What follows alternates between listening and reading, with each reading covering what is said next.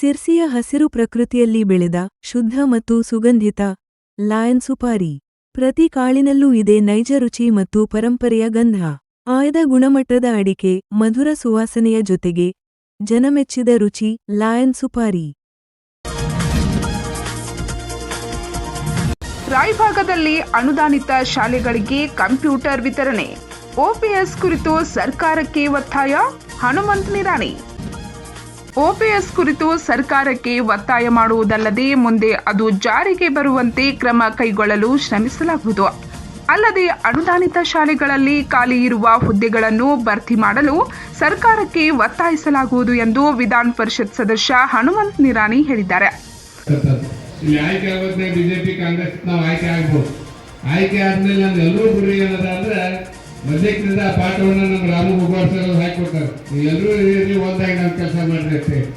ಹಾಗಾಗಿ ಒಟ್ಟರು ಕೂಡಿ ನಮ್ಮ ವಿಚಾರದ OPS ಬರಲಿ ಅಂತಕ್ಕಂಥ ಒತ್ತಡವನ್ನು ಸರ್ಕಾರ ಮೇಲೆ ಹಿಂದೂ ತಂದಿದ್ದೀವಿ. ಮುಂದೂ ಕೂಡ ತರುವಂಥ ಕೆಲಸ ನಾವು ಮಾಡ್ತೀವಿ ಅನ್ನುವಂಥ ವಿಚಾರವನ್ನು ಈ ಸಂದರ್ಭದಲ್ಲಿ ನಾನು ಹೇಳಿಕೆ ಬಯಸ್ತಾ ಇದ್ದೇನೆ. ಇವತ್ತು OPS NPS ಬದಲ ಈಗ ಹಾಟ್ ನ್ಯೂಸ್ನಾಗ ಮೊನ್ನೆ ದಿವಸ ಬೆಂಗಳೂರು ಹೋಗಿದ್ದೆ. ಶೈಕ್ಷಣಿಕ ಸಮಾವೇಶದಲ್ಲಿ ಮುಖ್ಯಮಂತ್ರಿಗಳ ಗಮನವನ್ನು ಸೆಳೆದಿರ್ತಕ್ಕಂಥ ಸಂದರ್ಭದಲ್ಲಿ ಮುಖ್ಯಮಂತ್ರಿಗಳು ಕೂಡ ಹೇಳಿದ್ದಾರೆ, ಇದು ಸದನದಲ್ಲಿ ನಮ್ಮ ಶಾಸಕಾಂಗ ಪಕ್ಷದ ಸಭೆಯಲ್ಲಿ ನಾವು ಚರ್ಚಿಸಿ ನಿರ್ಧಾರಕ್ಕೆ ಬರ್ತೀವಿ ಅನ್ನುವಂಥ ಮಾತನ್ನು ಹೇಳಿದ್ದಾರೆ. ಅವರು ಸೋಮವಾರ ದಿನಾಂಕ 2ರಂದು ರಾಯಭಾಗ ಪಟ್ಟಣದ ಶಾಸಕರ ಗೃಹ ಕಚೇರಿಯಲ್ಲಿ ಸನ್ 2025-26ನೇ ಸಾಲಿನ ವಿಧಾನ ಪರಿಷತ್ ಸದಸ್ಯ ಹನುಮಂತ್ ನಿರಾಣಿಯವರ ಮತ್ತು ಶಾಸಕರ ಸ್ಥಳೀಯ ಪ್ರದೇಶಾಭಿವೃದ್ಧಿ ಯೋಜನೆಯಡಿಯಲ್ಲಿ ರಾಯಭಾಗ ಹಾಗೂ ಚಿಕ್ಕೋಡಿ ತಾಲೂಕಿನ ಅನುದಾನಿತ ಪ್ರೌಢಶಾಲೆ ಮತ್ತು ಕಾಲೇಜುಗಳಿಗೆ ಕಂಪ್ಯೂಟರ್, ಸ್ಕ್ಯಾನರ್ ಹಾಗೂ ಪ್ರಿಂಟರ್ಗಳನ್ನು ವಿತರಿಸಿ ಮಾತನಾಡುತ್ತಿದ್ದರು. ಇನ್ನು ಅನೇಕ ವರ್ಷಗಳಿಂದ ಅನುದಾನವಿಲ್ಲದ ಶಾಲೆಗಳನ್ನು ಅನುದಾನಿತ ಶಾಲೆಗಳನ್ನಾಗಿ ಮಾಡಬೇಕೆಂದು ಶಿಕ್ಷಣ ಸಚಿವರ ಮೂಲಕ ಸಿಎಂ ಸಿದ್ದರಾಮಯ್ಯ ಅವರಿಗೆ ಒತ್ತಾಯಿಸಲಾಗುವುದು ಎಂದರು. ನಾವು ಕೂಡ ಒತ್ತಡ ಮಾಡ್ತೀವಿ. ಈಗಾಗಲೇ ಒಂದು ಸಮಿತಿಯನ್ನು ನೇಮಕ ಆಗಿದೆ. ಸಮಿತಿಯು ಕೂಡ ಬೇರೆ ಬೇರೆ ರಾಜ್ಯಗಳಿಗೆ ಹೋಗಿ ಅಲ್ಲಿ OPS NPS ಬಗ್ಗೆ ಏನು ವಿಚಾರ ಇದಾವ, ಯಾವ ರೀತಿ ಇಂಪ್ಲಿಮೆಂಟ್ ಮಾಡಿದ್ದಾರೆ ಅಂತಕ್ಕಂಥದ್ದನ್ನು ಕೂಡ ಅಧ್ಯಯನ ಮಾಡಿ ವರದಿಯನ್ನು ಕೊಡ್ತಕ್ಕಂಥ ಕೆಲಸ ಮಾಡಿದ್ದಾರೆ. ಆ ವರದಿಯ ಹಿನ್ನೆಲೆಯಲ್ಲಿ ಮತ್ತು ಶಾಸಕಾಂಗ ಪಕ್ಷದ ಸಭೆಯಲ್ಲಿ ನಮಗೆ OPS ಕೊಡ್ತಕ್ಕಂಥ ವಿಚಾರವನ್ನ ನೀವು ತಿಳಿಸ್ಲಿಕ್ಕೆ ನಾನು ಬಯಸ್ತಾ ಇದ್ದೇನೆ. ನಮ್ದು ಆಸೆ ಇದೆ OPSನೇ ಬರಬೇಕು ಅಂತಕ್ಕಂಥದ್ದು.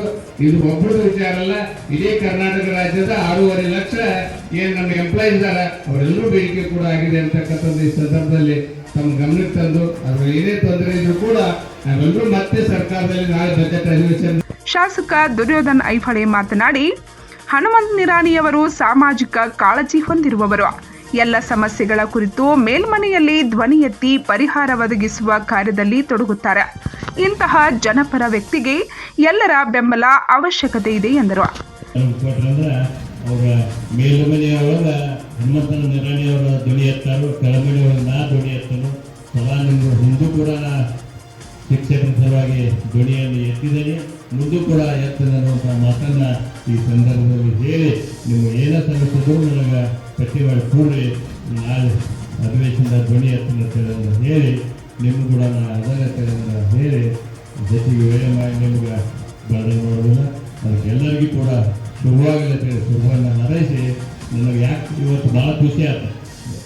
ನಮ್ಮ ಕ್ಷೇತ್ರ ಜಿಲ್ಲೆಯ DDP ಸಾಹೇಬರು ಕೂಡ ಈ ಕಾರ್ಯಕ್ರಮದಾಗ ಬಂದ ತಾಸುಗಟ್ಟಲೆ ನಮ್ಗೆ ಕೂತಾರಲ್ಲ, ನನಗೆ ಭಾಳ ಖುಷಿ ಆಯ್ತದೆ. ಅವರು ಭಾಳ ಒಂದು ಶಿಕ್ಷಣ ಸಲುವಾಗಿ ಭಾಳ ಒತ್ತು ಕೊಟ್ಟಾರೆ ಜಿಲ್ಲೆಯವರು. ನಾ ಈಗ 4 ಬಾರಿ ಶಾಸಕ 18 ವರ್ಷ ಹಾಕಿ ಬಂದು ಇಂಥ DDP ಸಾಹೇಬ್ರನ್ನ 17 ವರ್ಷದಾಗ ಎಲ್ಲೂ ನೋಡಿಲ್ಲ.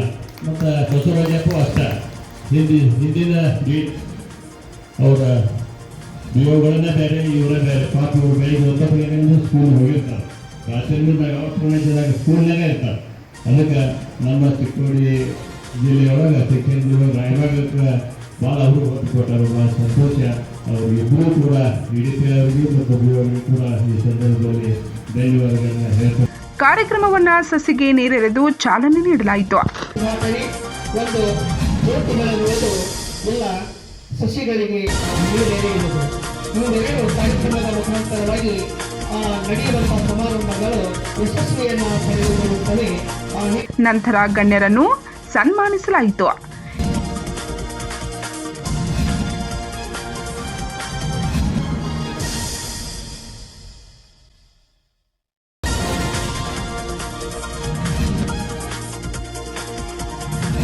ಈ ಸಂದರ್ಭದಲ್ಲಿ DDPI R Seetharamu, BEO Basavarajappa, Prithviraj Jadhav, ವಕೀಲ್ L B Chougule, Basavaraj L Shetty, S S Mathad, Sadanand Halangli, Anna Saheb Kemlapuri, V S Pujeri, Shivanand Aihole, Mahesh Karmadi, Suresh Mali, Ziaulla Mulla, Ramu Gongwad, Basavaraj Kambli, Karappa Naik ಸೇರಿದಂತೆ ಪ್ರೌಢಶಾಲಾ ಶಿಕ್ಷಕರು, ಶಿಕ್ಷಕ ಸಂಘದ ಅಧ್ಯಕ್ಷರು, ಉಪಾಧ್ಯಕ್ಷರು ಸೇರಿದಂತೆ ಅನೇಕರು ಉಪಸ್ಥಿತರಿದ್ದರು.